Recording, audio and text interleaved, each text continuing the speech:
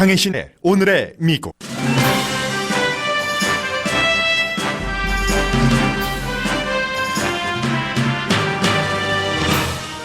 유대계 미국인이 민주당에 투표하면 나라에 불충하는 것이라는 트럼프 대통령의 말이 핫 이슈입니다. 유대계 미국 지도자들은 트럼프 대통령 집권 이후 유대인들의 안전이 위협받고 있다고 비난합니다. 유대계 대표들의 비난 이후 트럼프 대통령은 유대인들은 트럼프를 가시 재림한 것처럼 사랑해야 한다는 음모론자 라디오 진행자의 트윗을 리트윗했습니다. 덴마크가 그린란드를 미국에 팔 생각이 없기 때문에 덴마크 방문을 취소한다고 대통령이 밝혔습니다. 진짜 취소 이유는 오바마 전 대통령의 덴마크 방문 일정 때문일 것이라는 게 언론의 추정입니다. 러시아를 G7에 조인시켜야 한다고 트럼프 대통령이 다시 주장합니다. 북한이 핵탄두 소형화를 할 능력이 있다는 일본의 국방 보고서를 미국과 세계 언론이 보도합니다. 스티브 비건 미국 북한 대표는 서울에서 미국은 북한과 핵 협상을 할 준비가 됐다고 밝혔지만 북한이 응할 때 가능한 시나리오입니다. 한일 무역 전쟁에 대해 미국 언론도 후쿠시마 현의 방사능 이슈까지 나온 것을 보도하기 시작합니다. 미국 경기가 슬로우해지는 조짐이 보이면서 백악관이 페이롤 체크 세금 인하도 검토 중이지만 전문가들은 페이롤 텍스 임시 인하가 관세로 물어야 하는 추가 지출을 메우지 못한다고 봅니다. 고급 주택 매입 계약이 크게 줄어들고 있습니다. 잠재적 매입자가 경제와 주식시장을 불안하게 보고 있기 때문입니다. 시진핑 주석이 트럼프를 낙선시킬지 아니면 재선시키고 미국을 약화시킬 수 있을지 이 두 가지 옵션을 갖고 있다는 칼럼이 눈에 띕니다. 호수, 물 뿌리는 호수에 집착한 2살 어린이가 꽃밭에 물을 너무 많이 줘서 엄마의 박사 논문을 완성시켰습니다.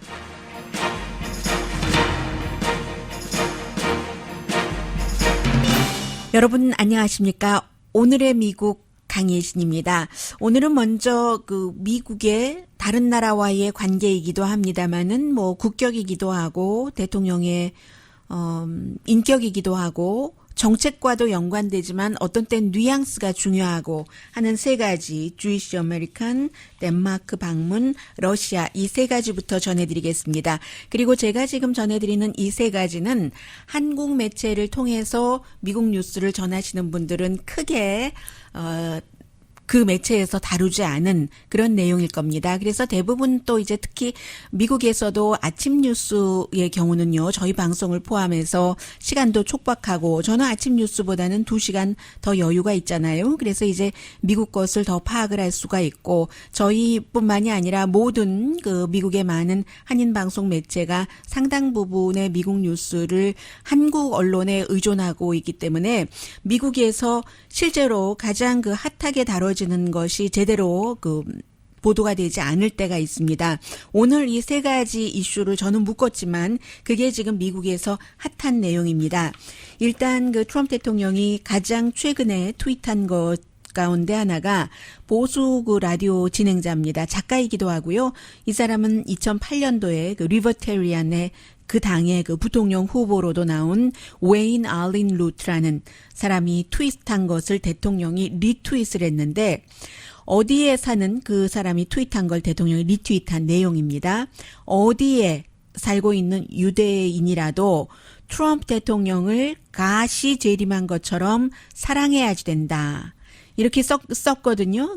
대체적인 내용이 그겁니다. 그랬더니 대통령이 Thank you to Wayne 이렇게 얘기를 하면서 Very nice word라고 하고 구체적으로 이 트윗을 보면은 트럼프 대통령은 미국뿐만이 아니라 유대인에게 아주 훌륭한 대통령이다.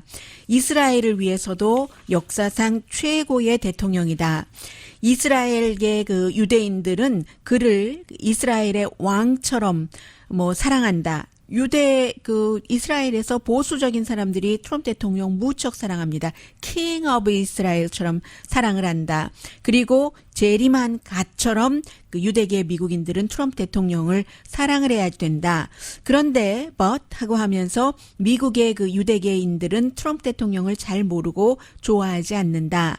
그들 자신이 도대체 그 트럼프 대통령이 어떤 일을 하는지도 잘 모르니까 정말 황당하다. 이게 이제 그 보수 라디오 진행자의 트윗을 대통령이 리트윗한 겁니다.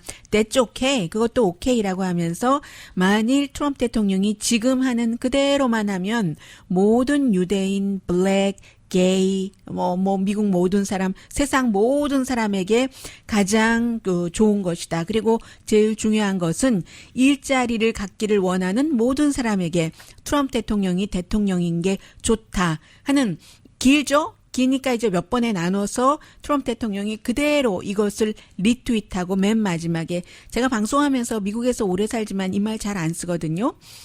근데 한번 쓰겠습니다. 트럼프 대통령이 한 그대로 와우 하고 트럼프 대통령이 리트윗의 끝에 이 내용을 전했는데 이게 왜 나온 것이냐면 어제 그 한국 매체에서는 살짝 다뤘는데요. 미국에서는 굉장히 중요합니다. 미국에서 유대계 인구가 불과 얼마 되지 않지만 굉장히 중요한 위치를 차지하고 있고 유대계들은 대부분 반 이상 지난번 가장 최근에 2018년도 선거에 따르면 79%가 민주당을 지지했습니다. 그만한 이유가 있는 거죠. 그런데 트럼프 대통령이 최근에 민주당의 소수인종 이 가운데 그 2명의 여성은 지금 이스라엘로부터 방문을 금지당한 트럼프 대통령의 요구에 의해서 왜냐하면 이 여성들이 평소에 미국 정치인들이 너무 이스라엘계 그 유권자들의 돈만 받고 쩔쩔맨다. 또 이스라엘이 점령한 그 지역에서 팔레스타인을 너무나 힘들게 한다. 이런 이유로 일부 그 이스라엘에 대한 보이콧 운동까지 지지하고 있는 2명의 여성이 사인방 가운데 포함됐고 그 여성들을 트럼프 대통령이 이스라엘에 받지 말라 해서 원래는 이스라엘이 이 미국의 입법기관의 멤버를 방문을 허용을 하려고 하다가 금지시켰습니다. 트럼프 대통령이 이 얘기를 한 겁니다. 어제 이제 기자들의 질문을 받고 그와 관련해서 누구라도 any Jewish라고 표현을 했습니다. any Jewish라도 이 유대계가 민주당에 투표를 하면은 정말 뭘 모르거나 미국에 충성하지 않는 것, 불충하는 것, 미국 말로는 정말 아무것도 모르거나 total lack of knowledge라고 얘기를 했고요. 미국에 불충하는 것에 대해서는 great disloyalty라고 얘기를 했습니다. 이게 주이시로서는 굉장히 중요한 거죠. 왜냐하면 주이시들은 어떤 그 듀얼 듀리 같은 것, 이스라엘에도 충성하고 미국에도 충성하고 이거는 다 알려져 있는 사실이지만 total lack of knowledge면 미국에 살고 있는 주이시의 80%가 무식하다는 얘기잖아요. 그리고 미국인이면서도 미국에 충성하지 않는다는 얘기가 되고 있기 때문에 이것은 주이시 아메리칸들에게 굉장히 중요한 내용이 되고요. 왜 그러면 미국에서 살고 있는 주이시들이 많은 분들이 오해하고 계십니다만 실제로는 79%냐 2018년도 그 이전에도 항상 그렇습니다. 심지어는 이스라엘을 너무나 위하는 에이펙 같은 로비스트 단체잖아요. 미국 대통령들도 전부 가고 상원의원, 하원의원도 연례회의할 때 전부 가는 그런 단체나 아니면 J 스트리트처럼 에이펙보다는 조금 더 진보적인 단체의 사람들도 이렇게 트럼프 대통령이 말한 것에 이거는 정말 반유대적이다. 유대인들을 이게 의도하지 않았던 유대인 혐오주의를 다시 부각시키는 것이고 유대인들의 80%가 민주당에 투표를 하는데 나라에 충성하지 않는다고 하니까요. 그런 문제가 있어서 실제로 지난번에 트럼프 대통령이 4인방 민주당 여성 의원 가운데 2명 이 여성들을 이스라엘이 방문을 금지시켜라 이렇게 얘기했을 때도 J 스트리트과 에이펙은 같은 유대계 로비 단체지만 완전히 조금 다릅니다. 에이펙이 조금 더 보수적이고 J 스트리트이 굉장히 진보적인데 아주 오랜만에 그 에이펙조차도 벤자민 네탄야후 이스라엘에 대해서 나쁜 말을 하는 적이 없거든요. 그런데 벤자민 네탄야후를 비난을 하고 제이 스트릿과 똑같이 얘기를 했는데 그 이슈로 인해서 어쨌든 대통령이 이스라엘계 유대인들은 무조건 나에게 투표를 해야지 된다 하는 얘기를 했어요. 오늘 미국 언론은 전부 그 이스라엘계 그 대표들과 인터뷰를 하고 있는데 그 가운데서도 주이시 그 데모크라틱 카운슬 오브 아메리카의 의장인 란 클라이언 씨가 얘기를 하기를 대통령이 트럼프가 되고 난 뒤에 유대계 미국인들이 안전이 예전보다 덜 안전하다. 대통령이 특히 그 버지니아주의 그 샤롯빌에서 KKK단도 좋은 사람들이 많다라고 얘기했을 때, 왜냐하면 KKK단은 유대인을 되게 싫어하잖아요. 블랙과 함께. 그때부터 우리가 너무 그 힘들어졌다. 백인 그 우월주의자들을 그렇게 얘기하는. 어쨌든 그 트럼프 대통령의 얘기부터 조금 들어보실까요? 어제 한 얘기입니다. And I think any Jewish people that vote for a Democrat, I think it shows either a total lack of knowledge or great disloyalty. All right. Thank you very much. 네, 좀 전에 말씀드렸던 그 내용을 그대로 들어보셨고요. 란 클라이언 씨는 미국 대통령이 이렇게 그 유대인들을 더 위험하게 만들고 있다. Loyalty is a concept of, for some people, it's treason. It's going against our country. It's against patriotism. And again, 왜냐하면 그 로열티라는 것, 충성하는 것인데 충성을 하지 않는다는 것은 어찌 보면 그 애국심이 없는 불충하는 매국노 이런 때 이제 쓰는 것이기 때문에 대통령의 이것이 틀렸다라고 얘기를 하고 있고 대통령이라는 사람은 그냥 보통 사람이 아니라 굉장히 그 영향력이 있는 사람이기 때문에 이 영향력이 있는 사람이 본인이 선거에서 이기기 위해서 이 같은 그 혼돈을 만드는 것은 책임을 져야지 된다. And he's president, okay? A couple members of Congress who are saying certain things, they don't have any major political influence. He does. 그리고 왜 그러면 미국에 살고 있는 유대계의 79%, 80%, 뭐 4분의 3은 항상 민주당을 투표를 하거든요. 그 이유를 설명을 하고 있습니다. 그 이스라엘 이슈는 미국에서 뭐 공화당이나 민주당이나 거의 그 특별한 경우를 제외하고는 많이 이스라엘에 가깝고요. 팔레스타인을 대단히 억압하는 뭐 그런 정도를 제외하고는요. 그리고는 이민 개혁이라든가 또 총기 문제, 뭐 이 사람이 상식적인 선에서의 총기 규제라고 표현을 했는데 헬스케어, 환경 이런 모든 것들이 트럼프 대통령이 지금 주장하는 것과는 반대로 생각하는 것이 이스라엘계 미국인이다라고 얘기를 합니다. The reason Jews vote for Democrats, 3/4 of them in this country, in part is because, yes, the Democratic Party supports Israel, and equally important, the Democratic Party supports immigration reform. These are values that the Jewish community has. Fights against anti-Semitism, of course. The issue of common sense gun reform. 특히 유대계는 미국에서 다른 어느 소수 인종보다도 먼저 차별을 받았었던 그런 그 어떤 인종이기 때문에 소수 인종에 대한 그런 점에서는 민주당과 아주 힘을 같이 하고 있고요. 가장 그 확실한 예가 미국의 의회에 연방 의회에 뭐 인구는 얼마 되지 않습니다만 34명의 유대계 정치인이 있습니다. 그런데 그 34명 가운데 32명이 민주당인 것을 보면은 이것을 알 수 있는데 어쨌든 뭐 누구나 공화당을 지지할 수 있고 민주당을 지지할 수 있지만 유대계 아메리칸의 경우는 주이시 아메리칸의 경우는 그런 일이 있어서 그렇게 그 지지하는 것이고요. 그래서 이게 굉장히 빅 이슈가 됐었고 앞으로도 그 빅 이슈가 될 것 같습니다.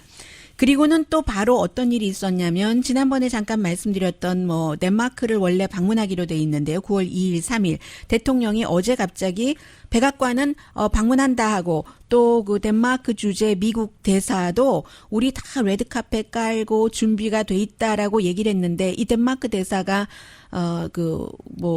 척추지압사였어요. 그리고 이제 뭐 약간 그 텔레비전 그 드라마에 조금 출연을 했었던 그런 그 여성인데 칼라 샌즈인데 이 사람이 트윗을 하고 뭐 불과 얼마 되지 않아서 트럼프 대통령이 나 덴마크 안 간다. 왜냐하면 내가 그린란드 사려고 했는데 덴마크 총리가 그거 안 판다고 하니까 뭐 빨리 잘 정리해줘서 고맙다. 다음에 보자라고 얘기를 했거든요. 그런데 이제 그린란드는 덴마크령이고 덴마크에서 국방을 책임지고 인구가 5만 6천 명인데 뭐 1년에 뭐 6억 달러 정도를 지원을 하지만 그린란드를 팔고 안 팔고는 그린란드 사람들이 그 결정을 할 문제고요. 다만 이제 덴마크 총리나 그린란드에서는 not for sale이라고 발표를 했었고 또 그린란드야말로 세계에서 가장 사회주의 국가라고 볼 수 있죠. 헬스케어 for all이 집행이 되고 있는 나라고 그리고 이제 또 뭐가 있습니까? 뭐 땅도 소유를 할 수가 없습니다. 그런데 이제 중국이 그곳에 많은 것을 그 힘을 뻘치고 있고 천연 자원이 있고 또 미군 기지도 있고 해서 이제 미국이 그 관심을 갖고 트럼프 대통령이 다른 뭐 아이젠하워 대통령처럼 알래스카 하와이를 편입시킨다던가 이런 것도 하고 싶어서 그런데 이번에 원래 덴마크를 가는 그 목적 자체가 그린란드를 사려고 했었던 건 아니잖아요. 원래 여왕의 초대로 가는 거거든요. 퀸 그 아르그리트 그 2세의 초대로 가서 같이 저녁 먹고 뭐 그런 일이었는데 어쨌든 그리고 이제 그 나토 멤버로 작은 국가지만 또 미군 기지도 있고요. 이 그린란드 그쪽에는 덴마크가 다 미국의 어떤 미군을 지지해주고 하니까 이런저런 문제로 가기로 했는데 그리고 이제 폴란드의 그 왓소에 가고요. 2차 대전이 시작한 지 80년이 되기 때문에 그런데 어쨌든 그린란드 때문에 안 간다 하니까 언론이 조사를 해봤더니 트럼프 대통령이 방문을 하고 나서 그 오바마의 방문이 예정이 돼 있는 겁니다. 그런데 그 전에 뭐 물론 알고 있었어요. 그런데 문제는 오바마가 방문하면은 로컬에서 대학생들 또 정치인들이 함께 만나고 질의응답도 하고 그렇게 돼 있는데 트럼프 대통령이 온다고 하니까 로컬에서 시위를 많이 그 계획을 하고 있다고 하거든요. 아마 그래서 안 가는 것 같다 이런 얘기도 하고 그리고 이제 또 하나가 트럼프 대통령의 또 다른 그 의혹을 보여주는 건데 어제도 역시 러시아를 다시 G7으로 들여와야지 된다.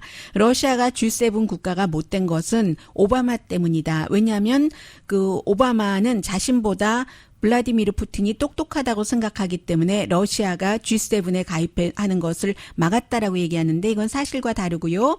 G8을 했었죠 그전에. 그런데 그 블라디미르 푸틴이 우크라이나의 크림반도를 점령하고 나서 이 G8에서 빼버리고 G7만 회의를 했고 그리고 그 이후에는 미국 대선에 개입하고 이런 문제들이 있기 때문에 러시아를 G7으로 가입시켜서 G8으로 하는 것을 세계에서도 미국에서도 다 싫어하는데 트럼프 대통령은 몇 번이나 얘기를 했습니다. 크림반도를 러시아가 합병한 것은 오바마 때문이다. 오바마가 막지 못해서 그런 거다. 그리고 이제 그 블라디미르 푸틴이 오바마를 존경하지 않는다.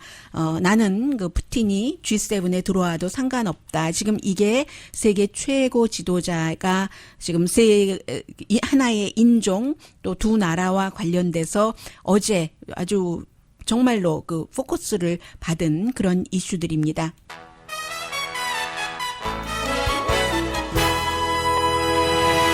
어제뿐만이 아니라 오늘까지 이어지는 내용입니다.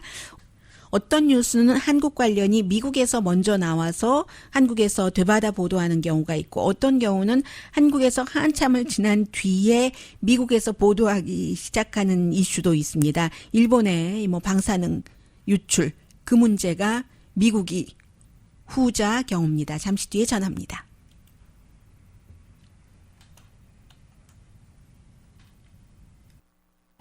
라디오 서울 방송 오늘의 미국 듣고 계십니다. 네, 지금 들어오고 있는 뉴스 보니까 덴마크의 정치인들이 트럼프 대통령에게 굉장히 화가 났군요. 왜냐하면 방문을 해서 덴마크의 뭐 여왕과 만찬도 하고 여러 가지 행사가 기획돼 있고 레드 카펫까지 다 준비가 돼 있는데 미국 대사도 몰랐다는 것 아니겠어요? 트윗한 것 보니까 우리 레드 카펫도 다 준비됐다 했는데 그런데 그 그린란드 안 판다고 덴마크가 팔 수 있는 권한도 없다고 다시 말씀드리고요. 그린란드의 그 유권자들이 최종적으로는 결정을 하는 것이고 그런데 어쨌든 총리가 우리 아마 그거는 not for sale이야 이런 얘기를 했다고 안 간다고 하니까 덴마크의 정치인들이 트럼프 대통령을 표현하기를 이게 이제 미국의 지도자를 세계에서 어떻게 인식하고 있느냐 이 점에서 중요한데 버르장머리 없는 어린이 같다. 이렇게 표현을 했고요. 뭐 지금 보면은 CNN 방송, 뉴욕 타임즈, AP 통신 등등과 워싱턴 포스트, 덴마크 또 트위터로 직접 이런 내용을 밝히는 정치인도 있고 해서 또 당연히 이런 얘기가 나오겠죠. 덴마크를 모욕하는 거다. 지금 8월 21일인데 9월 2일과 3일 이틀 동안 방문하기로 해서 얼마나 모든 준비를 해놨는데 그리고 이슈가 그것도 아닌데 그것 안 판다고 안 간다. 말로는 표면적으로는 그렇게 얘기하는 것이 버르장머리 없는 차일드다. 우리를 모욕했다라고 얘기하니까 덴마크도 미국에 대해서 감정이 안 좋겠죠. 정치인들이 가장 외교적이라고도 할 수 있는 사람들인데 최고로 강한 국가의 대통령에게 버르장머리 없는 어린이, 모욕적이다 이런 말을 공개적으로 할 때는 덴마크 국민들의 미국 대통령에 대한 감정은 짐작하시기 바랍니다. 네, 일단은 스티브 비건 북한 대표가 일본 방문하고 한국에서 얘기하고 이제 또 중국도 간다고 하죠. 우리 미국은 북한과 핵 협상을 할 모든 준비가 돼 있다. 그런데 북한에서 답변을 들으면 북한이 어떻게 할지 모르겠어요. 많은 전문가들은 최근에 북한이 여러 가지 핵 테스트하고 한 것이 뭔가 좋은 위치를 차지하기 위해서다. 그리고 핵 능력도 강화시키기 위해서 이렇게 얘기를 했고 오늘 한국 언론들이 번역을 하기 시작하더군요. 어제 오늘의 미국에서 전해드렸습니다. The National Interest의 기고문을 얘기를 드렸는데 문제는 시간이다. 지금 4개월밖에 남지 않았는데 김정은 위원장이 지정한 그 사이에 모든 것들이 어느 정도라도 될 수 있을지 여기에 대해서는 현재로서는 좀 쉽지 않다라고 보는 전문가가 많은 것 같고요. 그러나 또 트럼프 대통령이 특별한 기술을 발휘를 자주 하는 분이기 때문에 이 트럼프 대통령의 기술 내지는 배포 좋은 그런 어떠한 특별함으로 일단 협상이 시작될 수도 있겠고요. 북한과의 핵 협상에 대해서는 항상 강조해서 말씀드립니다만 지금 당장 눈에 보이는 게 중요한 게 아니라 그게 끝에까지 가서 마무리될 수 있느냐, 어떻게 마무리되느냐 이게 중요하다고 다시 강조를 드리고요. 끝에 잘 모두가 윈윈할 수 있는 정도로 마무리되기 위해서는 모든 과정에서 거짓이 없어야 되고 한국이나 미국이나 다 마찬가지로요. 너무나 눈에 보이는 거짓말 같은 것은 그런 과정도 다 중요하다라고 말씀을 드리겠습니다. 지금 일본에서 먼저 왜냐하면 9월 중순에 일본에 말하자면 국방 보고서 미국에도 있고 한국에도 있고 다 있죠. 이게 나오는데 지난해까지는 일본의 국방 보고서에서 북한이 제일 중요한 게 이제 핵탄두를 작게 만드는 거잖아요. 핵탄두 소형화 미니에이처로 하는 그런 것들을 가능성이 있다라고 얘기를 했는데 이번에 보고서에는 북한이 핵탄두를 소형화하는 능력이 있다라고 실렸답니다. 이게 이제 일본의 보수적인 신문인 요미우리가 여러 정보통을 통해서 얘기를 했고 미국까지 전달이 돼서 그대로 보도가 됐는데 미국에서는 사실 올해 초에 캘리포니아에 있는 랜드 코퍼레이션이요. 산타모니카에 있는 이 랜드 코퍼레이션 띵크탱크가 2020년 내년입니다. 북한이 100개의 핵탄두를 가질 수 있다라고 발표를 했었고요. 이 내용이 지금 많이 보도가 되고 그리고 이제 또 하나는 후쿠시마의 방사능 유출 문제가 한국에서 보이콧와 함께 많이 나오고 있잖아요. 그래서 해산물이 한국 해산물이 일본에 갈 때는 그게 굉장히 까다로운데 일본께 한국으로 들어올 땐 엉성하다 하면서 일본을 비난을 하는데 그것은 한국과 일본 그 나라에서의 하는 문제가 될 것 같고요. 한국의 수산물이 일본에 들어갈 때 검열을 까다롭게 하는 것은 그것은 이제 일본 정부가 잘하는 것이고 일본 해산물 방산물이 한국에 와서 검역이 나쁘다 하면은 그것을 한국 정부가 잘못하는 건데 그것조차도 한국에서 지금 그 반일 감정이 아주 강하기 때문에 일본 정부 탓으로 100% 돌리고 있습니다. 아무튼 그런저런 뭐 그렇게 자세히는 보도하지 않았지만 지금 한국이 이번 주 월요일이었어요. 미국 날짜로는 일요일에 일본 대사를 소환을 해서 방사능 물질을 바다에 버리려고 했다. 그런데 이게 뭐 정부가 그랬던 건 아니고요. 일본의 그 시설, 그 방사능 시설 플랜트의 오너인 그 탭코가 그렇게 하려고 했었다 하는 뭐 이런 것이죠. 그래서 철저한 조사해라라고 얘기를 그 하고 있고 그리고 이 후쿠시마 방사능 문제가 그때가 벌써 2011년이었네요. 3월 달에 아주 그 일본에 지진 나고 쓰나미 나서 일본은 지금 말하자면 다 컨트롤이 제대로 됐다는 것이고 지금 한국에서는 일본이 한국에 대해서 무역 전쟁, 무역 마찰, 무역 전쟁을 비합리적으로 시작한 이후에 불매 운동하면서 어머 너희 그 2020년도에 올림픽 있지 왜 우리가 그 더러운 방사능 물질의 그런 음식 같은 것을 우리 뭐 선수단이 먹어야지만 되는 거야 하면서 이제 이 문제를 가지고 나온 거죠. 지렛대로 충분히 그 쓸 수 있는 그런 이슈이고 지금 한국에서 이 문제를 가지고 나온 것을 그 미국에서도 보도를 하면서 많은 거의 모든 언론이 보도를 오늘부터 하기 시작했습니다. 한국에서 그 8.15 때에 일본에 대해서 뭐 일본이 뭐 좀 뭐 보여주면은 우리가 어떻게 해볼 수도 있어. 어제도 강경화 장관과 일본의 외무상이 만났지만 뭐 특별하게 뭐가 좁혀진 것은 없고 기본적인 뭐 잘 풀어보자 하는 것 확인한 것 같고요. 그런데 대통령은 회유하는 모습을 보이면서도 또 이쪽으로는 이렇고 일본도 마찬가지로 여기서 물러나지 않을 거다. 왜냐하면 일본은 2020년 올림픽이 너무 중요하기 때문에 아베 신조는 지난번에 말씀드렸잖아요. 아베 신조는 정말로 일본이 스스로 미국에 의존하는 게 아니라 방위를 하고 싶어하고 전쟁을 일으킨 국가이긴 하지만 그런 건 이제 세월도 오래 지났으니까 우리도 하고 싶어하고 그러려면은 올림픽을 기회로 해서 젊은이들에게도 탁 애국심을 높이고 굉장히 이게 중요한데 해서 뭐 개막식, 폐막식에 다 아주 다 철저하게 준비를 하고 그런데 이게 뭐 방사능 물질 이런 걸 갖고 나오니까 아베 신조로서도 양보할 수 없는 이슈라는 겁니다.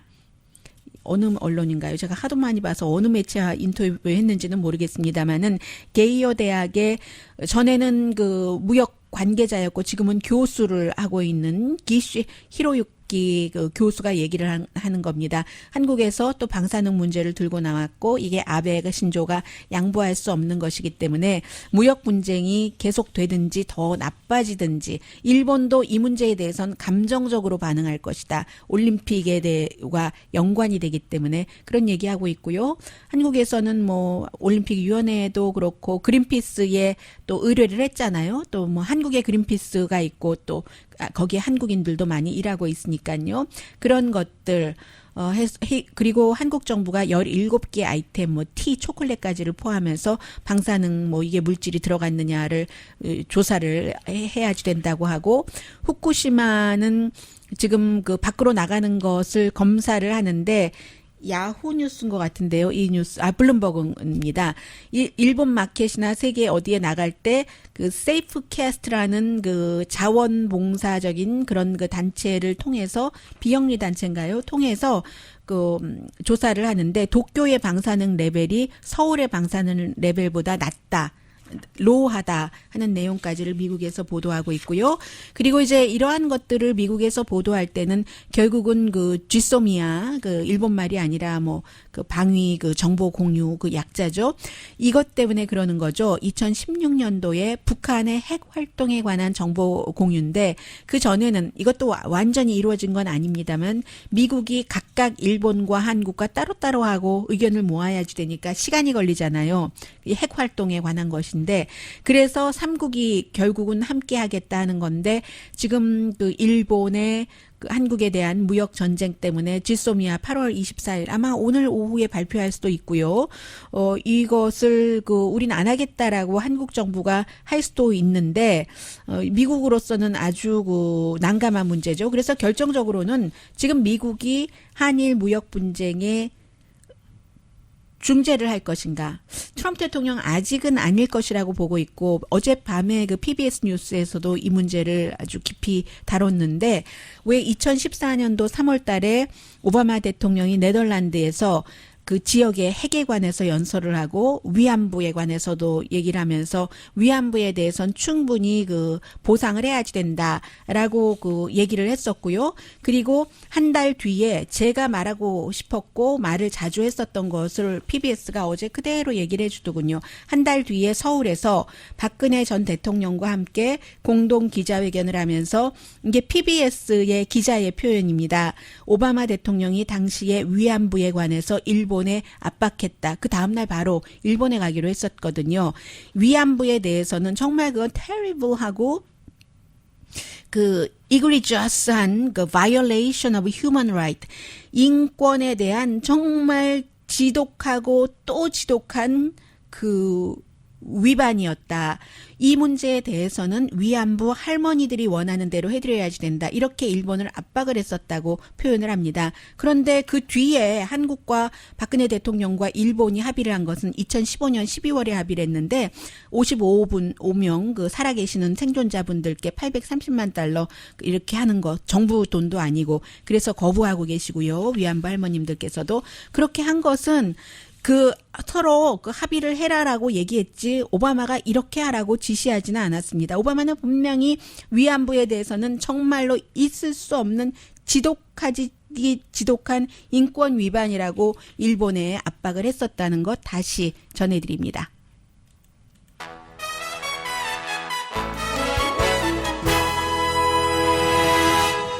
트럼프 대통령이 지금 켄터키로 가는데 켄터키로 가기 전에 이제 기자들의 질문에 대해서 몇 가지 답을 하는데 덴마크 방문하지 않기로 한 것, 그 부분은 덴마크의 총리가 덴마크 팔 생각이 없다, not for sale 이라고 말한 것이 부적절하다 이렇게 답변을 했습니다.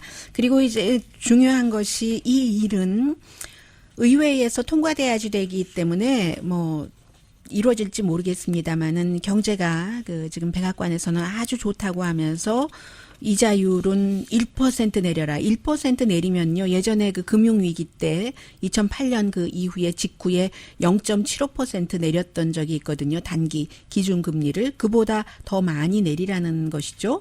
보통 이자율을 이렇게 많이 내릴 때는 극약 처방한다 하는 심정으로 경제가 굉장히 나빴을 때고 그렇게 나빴을 때도 0.75% 내렸는데 1%를 내려라. 경제는 좋은데 해서 아마 대통령도 경제가 심상치 않다는 것을 느끼는 것 아닌가. 이것을 오히려 그 엿볼 수 있다는 점에서 중요하고 지금 그 임시로 페이롤 텍스를 감면해 준다. 여러분들께서 이제 페이롤 저도 봤는데요. 2주일에 한 번씩 소셜 시큐리티 그 적립해야지 되는 그런 부분이 6.4%인가요? 6.4%군요. 그런데 오바마 때 2% 줄여서 뭐 4.4%였던 적이 있습니다. 그러다가 그렇게 해보니까 이게 연방정부 적자가 너무 많이 늘어나는 거예요. 수입이 당장 줄으니까. 그래서 이제 또 경제도 괜찮아지고 해서 원상복귀를 했는데 지금 트럼프 대통령이 이 같은 것을 계획하고 있는 것은 또 9월 1일부터 옷이라든가 뭐 신발이라든가 중국에서 물건이 들어올 때 물건값이 비싸지게 되고 하면은 뭐 12월 15일까지 가면은 그때부터는 1년에 한 $1,000 이상 더 써야지 생활이 된다는 필수품이잖아요. 중국에서 들어오는 물건은. 그러니까는 이거 안 되겠다 싶어서 페이롤 텍스를 기본적으로 얼만큼 내린다 하는 건데 페이롤 텍스를 예를 들어서 2% 줄이면 평균 뭐 한 $600 정도 600달러에서 800달러 정도를 조금 1년에 일단은 덜 낼 수 있는데 그런데 중국에서 물건을 살 때 이제 그렇게 다 모든 세금 올라가고 관세 그 시행되고 하면은 $1,000 이상 비싸지는 것이 되잖아요. 그래서 그렇게 하더라도 일반인들에게는 더 힘들어진다 하는 얘기 나오고요. 경제에 대해서는 그 오늘 보면은 그 캘리포니아주가 비싼 집이 많잖아요. 이 비싼 집이 매입 계약이 줄어들고 있다. 전체적으로는 뭐 3%, 지역에 따라서는 1년 전보다 36%나 줄어든 곳이 있다고 하거든요. 그 전반적인 그 예상으로는 1년 전보다 1% 줄어들지 않을까 했는데 3배가 더 많이 그 매입 계약이 줄어든 겁니다. 이자율이 아주 낮죠. 그런 모든 것들이 사람들이 경제가 정말 슬로우해지는 것 같네 하고 생각을 하고 주식시장도 주의 깊게 그 살펴보고 뭐 그런 면에서는 오히려 그 반면에 싼 집 거래 같은 것은 조금 낮다 이렇게 보실 수도 있는 거고요. 고급주택 빌더들에게는 정말 큰 도전이고 뭐 고급주택을 사려고 하셨던 분들도 그렇고 캘리포니아주의 고급주택의 평균값 뭐 이러면은 보통 한 174만 달러 정도는 본다고 하거든요. 그런데 이제 캘리포니아주의 경우는 특히 중국에서 와서 어바인 같은데, 샌마리노 같은데, 그 아람브라 같은데, 뭐 페사디나 주변이요. 캐시로 집산 아르케디아도 마찬가지고요. 그래서 거기 유명한 만두집이 있잖아요. 이런 중국에서 오는 사람들이 중국 정부가 막는 것도 있고 해서 줄어들기 때문이고 또 세금법이 세금 감면 아니라고는 하지만 캘리포니아주에서 뭐 집을 사고 할 때 내는 뭐 디덕션 같은 것이 줄었기 때문에 그런 경우도 되고요. 아무튼 지금 고급 주택의 그 이윤 마진도 상당히 줄어들었다 하는 것 말씀드립니다. 또 한 가지는 이제 확인이 된 내용입니다. 대통령이 딸 말 듣지 않고 총기협회의 회장 말을 들었네요. 웨인 라피에르 말. 8월 6일인가 7일 이후에 3번 뭐 전화 통화를 했다고 하는데 그제까지만 하더라도 이방카가 아버지가 지금 뭐 총기 규제에 대해서 신원조회라든가 레드 플래그 그 법안에 대해서 굉장히 심각하게 생각하고 있다라고 얘기를 했는데 20시간이 못 돼서 이방카가 그 애틀란틱과 인터뷰에서 얘기를 한 거거든요. 어제 대통령이 딱 잘라 얘기를 하더군요. 내가 100번도 더 말했지 않습니까? 총이 문제가 아니라 정신질환이 문제라니까요. 이게 항상 총기협회에서 하는 정확한 그 말입니다. 통일된 신원조회 하겠다고 하더니 통일된 신원조회 필요 없다. 지금 얼마나 강한 그 신원조회가 있는데 여기에 또 하느냐 하면서 문제는 건이 아니라 정신질환이야 라고 얘기를 했는데 그렇다면 그렇게 그 대통령이 예뻐하고 믿고 한다는 그 이방카 말을 안 듣고 왜 그 총기협회 회장 말을 들었을까? 총기협회 회장이 계속 강조한 말이 그 말이랍니다. 당신 재선되고 싶으면 당신 지지자들은 그 총을 갖고 있는 그 지역에 많은 건데 총을 갖고 있는 총기 소지자들은 규제하는 것 엄청 싫어하거든. 잘 생각하시오라고 얘기를 했다는 거죠. 해서 어제 트럼프 대통령이 아주 목소리를 높여서 언제 내가 신원조회 하는 것 지지했느냐라고 하는 듯이 나는 그 수정헌법 2조 그 총기 소지의 자유, 권한 이것을 상당히 중요하게 생각하는 사람이다. 절대로 그것을 다치게 하는 일은 없을 것이다라고 강조를 했습니다.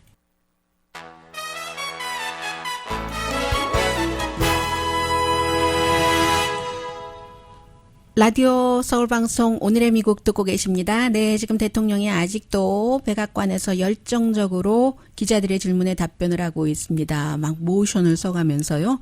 아마도 그 중국과 무역 협상을 할 수도 있다. 늘 하는 말이기 때문에 그다지 중요해 보이진 않습니다.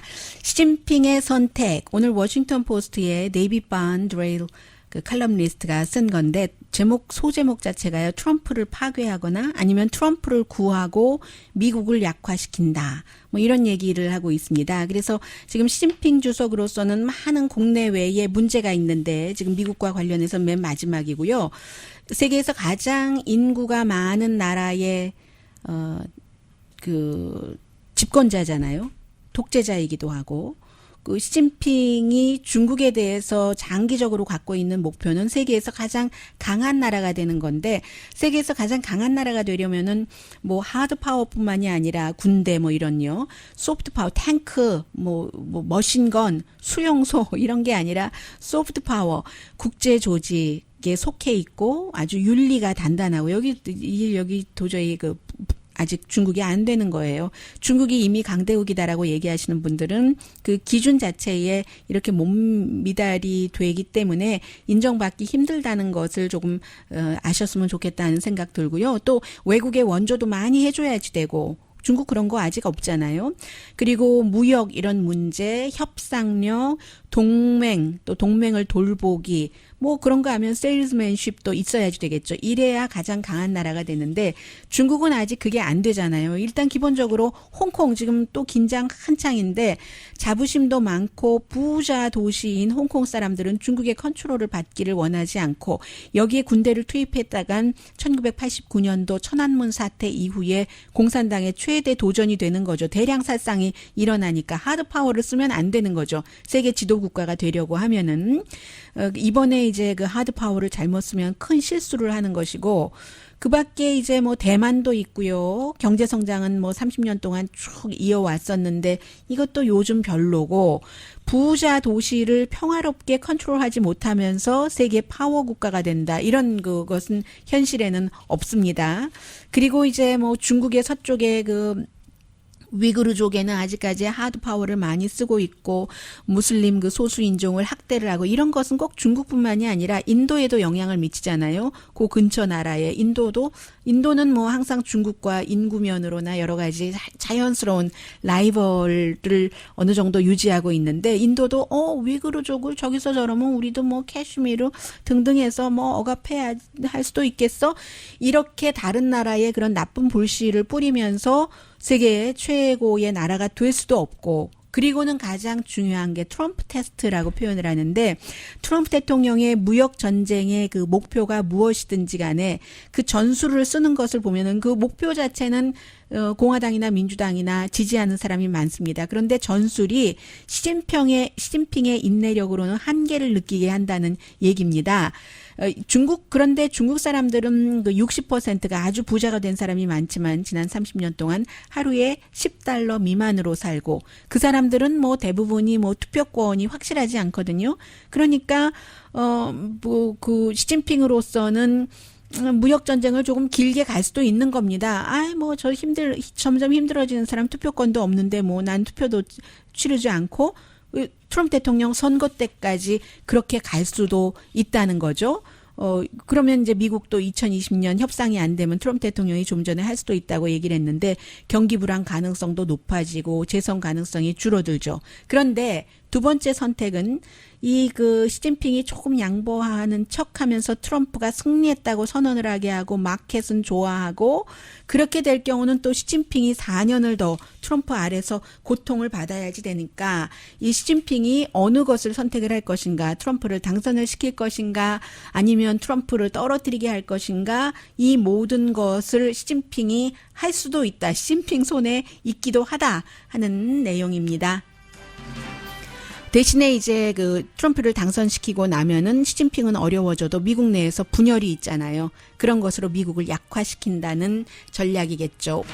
2016년도에 2살 된 딸이 호수에 물장난하는 걸 너무 좋아해서 꽃밭에 뒤에 꽃밭에 물을 많이 줬더니 이 어머니가 박사 논문 뿔매미에 대해서 연구 중이었는데 아주 못 보던 그 곤충이 나오기 시작한 겁니다. 그래서 농무국에 보내고 3년 만에 여기에 대한 답변을 받았는데 아주 새로운 곤충이래요. 사우스 아메리카에만 있는 깊은 땅 속에 사는데 물을 너무 많이 주니까 바깥으로 나왔나 봐요. 엄마 뭐 박사 논문도 되고 새로운 곤충도 이런 환경이면 나오는구나 하는 것도 알려줬다네요. 그 소녀 이름 붙였죠.